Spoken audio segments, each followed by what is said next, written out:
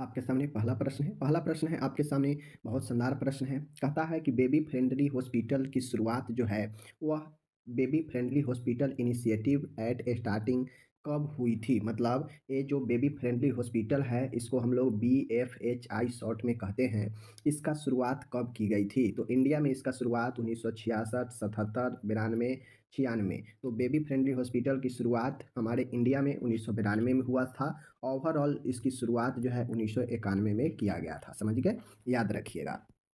आगे हमारा जो है प्रश्न है, कहता है प्रीनेटल, यहाँ पे प्रीनेटल होगा, समझ गए? प्रीनेटल डायग्नोस्टिक टेक्निक जो है वह अधिनियम एक्ट कब लागू किया गया था? तो आपको ध्यान में देना है कि प्रीनेटल डायग्नोस्टिक मतलब बच्चे से भ्रूण में चेक करना, पता करना, यह टेक्निक अधिनियम कब जो है लागू किया गया था? तो यह जो है 1966, 77, 96, 92। तो राइट आंसर इसका जो है होगा वह 1996 होगा। रही बात इस एक्ट को लाया कब गया था? तो 1994 में लाया गया था। लागू कब किया गया था? 1 जनवरी 1996 को। तो ध्यान में रखिएगा। ओके। तीसरा प्रश्न है 20 सूत्री कार्यक्रम 20.20 प्रोग्राम जो है कब लॉन्च किया गया? तो जो 20 सूत्रीय कार्यक्रम है यह 1990, 85, 80 और 75। तो राइट आंसर 1975 में यह प्रोग्राम को लॉन्च किया गया था। बहुत अच्छे प्रश्न आपको मिलेंगे, याद रखिएगा। MTP एक्ट का संबंध है। MTP एक्ट का क्या संबंध है? अनसेफ एबॉर्शन की रोकथाम, जन्म से पूर्व बच्चों को लिंग परीक्षण की रोकथाम, समझ गए? नवजात शिशुओं तथा छोटे बच्चों में होने वाली डिजीज की मैनेजमेंट से, शिशुओं, बच्चों तथा प्रेग्नेंट वुमेन के इम्यूनाइजेशन। तो सबके सब गलत है। MTP एक्ट का संबंध है अनसेफ एवर्सन की रोकथाम करना, मतलब गलत तरीके से जो एवर्सन करवाया जाता है उसको रोकथाम करना MTP एक्ट का जो है संबंध है। कब आया था? मैं कई बार करा चुका हूँ, आप लोग कमेंट कर सकते हो। ओके। पांचवा है प्रीनेटल डायग्नोस्टिक टेक्निक अधिनियम का संबंध किससे है? ऊपर में हम लोग देखे हैं कि प्रीनेटल डायग्नोस्टिक टेक्निक कब आया था यह अधिनियम, लेकिन अब हम जो है देखेंगे कि यह अधिनियम किससे संबंधित है। तो असुरक्षित गर्भपात ये तो ऊपर देख चुके हैं। जन्म से पूर्व बच्चों के लिंग परीक्षण पर रोकथाम करना। तो जो प्रीनेटल डायग्नोस्टिक जो टेक्निक एक्ट आया, इससे ये पहले होता ये था कि जन्म से पहले ही जो है लिंग का पता चल जाता था इस टेक्निक के द्वारा। मतलब लड़का है कि लड़की, इस चीज़ को पता चल जाता था, जिससे अगर किसी को मन नहीं होता था कि हम लड़की हमें हो और लड़की का पता चल जाता था तो लोग उसे एवर्सन के द्वारा ख़त्म करवा देता था। तो यह जो है जन्म से पूर्व लिंग चेक करना, परीक्षण करना, रोकथाम किया गया इस टेक्निक के अंतर्गत। समझ गए? छठा प्रश्न है वर्ष 2015 में प्लानिंग कमीशन मतलब योजना आयोग को किसमें रिप्लेस कर दिया गया? तो जो पहले योजना आयोग था उसको 2015 में नीति आयोग बना दिया गया। इसका अध्यक्ष प्रधानमंत्री होते हैं। समझ गए? तो ये सब जो है स्वास्थ्य के क्षेत्र में इंपॉर्टेंट है, इसलिए आपको जानना है। समझ रहे हैं? लेटेस्ट राष्ट्रीय नीति नेशनल हेल्थ पॉलिसी किस वर्ष बनाई गई? अब यहाँ पे मत पूछ रहा है कि राष्ट्रीय स्वास्थ्य नीति लेटेस्ट है, मतलब सबसे नया वाला जो सबसे आधुनिक स्वास्थ्य नीति है वह कब आया? 10, 12, 2017, 2020। तो लेटेस्ट जो अभी चल रहा है यह 2017 में आया था, नेशनल हेल्थ पॉलिसी लेटेस्ट वाला, न्यू वाला। समझ गए? ये हो गया। 8 नंबर का प्रश्न है, अच्छा प्रश्न है। निम्न में से कौन सा हेल्थ रिलेटेड डेवलपमेंट 5वीं पंचवर्षीय योजना के दौरान हुआ था? 8वां प्रश्न हमसे पूछा जा रहा है कि इनमें से 4 ऑप्शन है, इनमें से कौन सा हेल्थ मतलब स्वास्थ्य से संबंधित जो विकास है वह 5वीं पंचवर्षीय योजना में हुआ था? समझ गए? मुलादियर कमेटी द्वारा अपनी प्रस्तुत की गई रिपोर्ट, गर्भावस्था का चिकित्सीय समापन अधिनियम MTP एक्ट का लागू होना, नई जनसंख्या नीति न्यू पॉपुलेशन पॉलिसी की घोषणा, गवर्नमेंट ऑफ इंडिया द्वारा राष्ट्रीय स्वास्थ्य नीति की घोषणा। तो राइट आंसर यही होगा। पंचवर्षीय योजना में हेल्थ के क्षेत्र में हेल्थ से रिलेटेड जो डेवलपमेंट हुआ वह हुआ कि नए जनसंख्या नीति की घोषणा की गई। समझ गए? आगे चलिए। 9वां नंबर का प्रश्न है, निम्न वाक्यों में से टिबिया नामक बोन के बारे में क्या सही है? हमसे ये पूछा जा रहा है कि नीचे जो दिया गया है इनमें से टिबिया नामक जो हड्डी होता है इसके बारे में क्या सही है? आप क्या जानते हैं टिबिया बोन के बारे में? ऑप्शन ए है यह बोन सोल्जर एवं रिस्ट के बीच में पाई जाती है, बिल्कुल गलत। टिबिया तो सोल्जर और रिस्ट में होता नहीं है। बोन एल्बो एवं सोल्जर के बीच, ये भी गलत। बोन घुटने एवं एड़ी के मध्य पाई जाती है, ये सही है क्योंकि टिबिया हम लोग पढ़ते हैं कि यह पैर का हड्डी है, तो ये सही होगा। बाकी यह खोपड़ी क्रेनियम में पाई जाती है, गलत। खोपड़ी की हड्डी जो होता है वह क्रेनियल होता है, ये ध्यान में रखिएगा। समझ गए? चलिए आगे चलते हैं। 10वां नंबर का प्रश्न है, अच्छा प्रश्न है।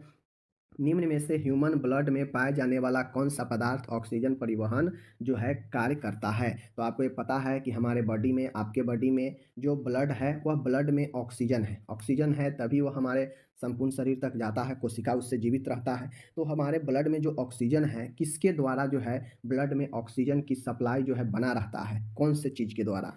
तो उसमें एक आपका तत्व जो है होते हैं, जिस हीमोग्लोबिन होता है।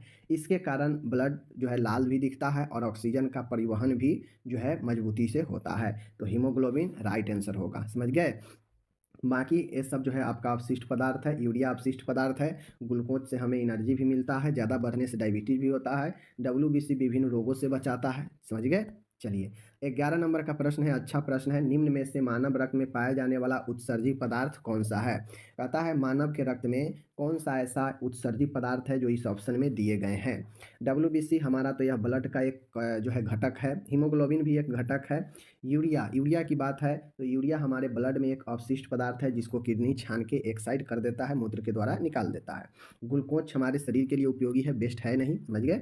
12 नंबर का है, अच्छा प्रश्न है। हृदय से रक्त लेकर जाने वाली नलिकाएं कौन सी है? ध्यान दीजिएगा। हृदय की तरफ अगर ब्लड ला रहा है तो वह वेन होता है, सीरा होता है, जिसमें अशुद्ध ब्लड होता है, ऑक्सीजन पुअर ब्लड होता है, समझ गए? वेन में जो ब्लू कलर के होता है। रही बात हार्ट से ब्लड लेकर अगर बॉडी की तरफ जाना है, तो चूंकि बॉडी को, हमारे शरीर को, अन्य हिस्सों को ऑक्सीजन चाहिए, वो ऑक्सीजन ब्लड के माध्यम से ही मिलता है हर एक अंग को। तो उसके लिए हार्ट से जो ब्लड होता है और वह अन्य अंगों तक जाता है तो वह आर्टरी होता है, मीन्स धमनियाँ होती है। एक औरोटा होता है, ये औरोटा का काम होता है, ध्यान दीजिएगा। औरोटा का काम होता है जिसको महाधमनी कहते हैं। महाधमनी का काम होता है कि यह ब्लड हृदय से लेता है और हृदय से ब्लड लेने के बाद विभिन्न जो है आर्टरी में यह सप्लाई कर देता है, समझ गए? जिसमें शुद्ध रक्त बहता है, ओके। बाकी जो लिम्फ वेसल्स होता है, लिम्फ हमारे डब्ल्यूबीसी की तरह कार्य करता है, समझ गए? आगे है मानव शरीर में सुपीरियर वेना केवा या अग्र महाशिरा सुपीरियर वेना केवा का कार्य क्या है? तो आपको पता होगा सुपीरियर वेना केवा जो है आपको पता होना चाहिए, सबसे बड़ा यह नली होता है और इसमें अशुद्ध रक्त होता है, समझ गए?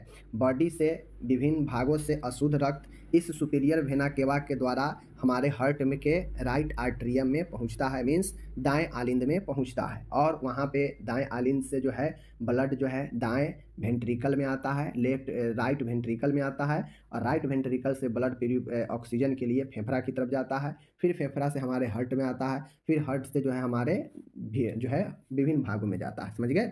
तो जो सुपीरियर वेना केवा होता है शरीर के विभिन्न भागों से अशुद्ध ब्लड को हृदय के सबसे ऊपर वाला जो चेंबर होता है, ये वाला, इस वाले चेंबर राइट आर्टरियम में छोड़ देता है। फिर यहाँ से ब्लड यहाँ आता है और यहाँ से फिर बाहर निकलता है, फिर फेफड़ा की तरफ जाता है, ऑक्सीजन लेता है और फिर इसमें आता है और फिर इसमें आने के बाद जो है फिर इधर आता है और इधर से फिर बॉडी की तरफ शुद्ध ब्लड निकलता है, समझ गए? चलिए, 14 है, बहुत बढ़िया प्रश्न है। ऑडिटरी कैनाल को किस नाम से भी जाना जाता है? तो आपको पता है ऑडिटरी मतलब श्रवण से रिलेटेड है। तो ऑडिटरी कैनाल जो होता है इसको हम लोग एक्सटर्नल एस्कॉटिक मीटस के नाम से भी जानते हैं। ऑडिटरी जो कैनाल होता है इसको हम लोग एक्सटर्नल एकॉस्टिक मीटस के नाम से भी जानते हैं, तो इस चीज़ को ध्यान में रखिएगा, ओके। ये सब अच्छा प्रश्न है आपके एनाटोमी फिजियोलॉजी का। 15 है, टिम्पेनिक मेम्ब्रेन को किस नाम से भी जानते हैं? तो ये सब हमारे कान के पार्ट है।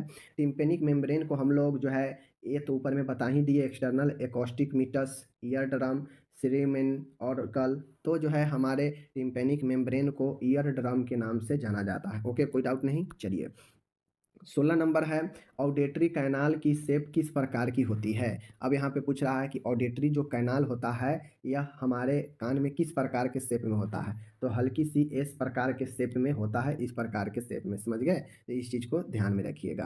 तो ये सारी चीज़ बहुत अच्छा प्रश्न हम लेकर आए हैं। आप लोग वीडियो को, जो लोग कहते हैं कि एक बार रिपीट कर दीजिए लास्ट में, तो मैं उनसे कहता हूँ कि रिपीट करने की क्या ज़रूरत है, आपके सामने वीडियो है। अगर कन्फ्यूजन रहे तो फिर से पीछे जाइए, जहाँ पे कन्फ्यूजन हो वहाँ पे फिर से देख लीजिए। तो वीडियो आपके सामने जितना बार मन हो आप देख सकते हैं, आपके सामने वीडियो रहता है, समझ गए ना? 17 नंबर का प्रश्न है, आपके सामने प्रश्न है, देख सकते हैं यहाँ पे स्पष्ट रूप से। प्रश्न क्या कहता है कि यहाँ पे मैं आपको बता देता हूँ, ठीक है?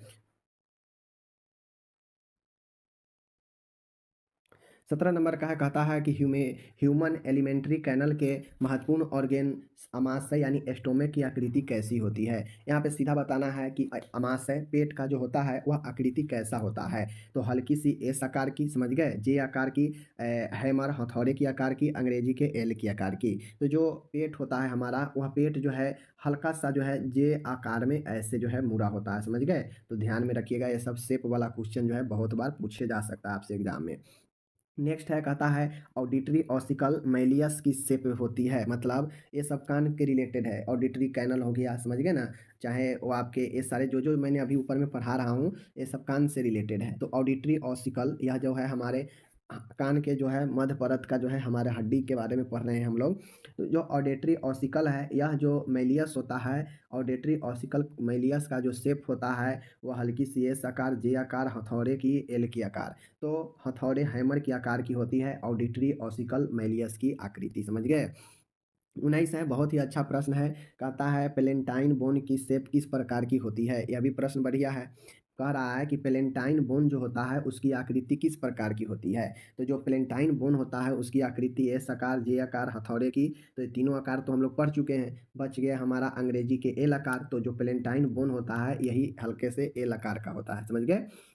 20 नंबर है, ओवल विंडो एवं राउंड विंडो पाए जाते हैं, यह भी कान से ही रिलेटेड है। तो ओवल विंडो और राउंड विंडो जो होता है, आप जो सुनते हैं, जो द्वार होता है, विंडो मतलब क्या होता है, खिड़की, समझ गए।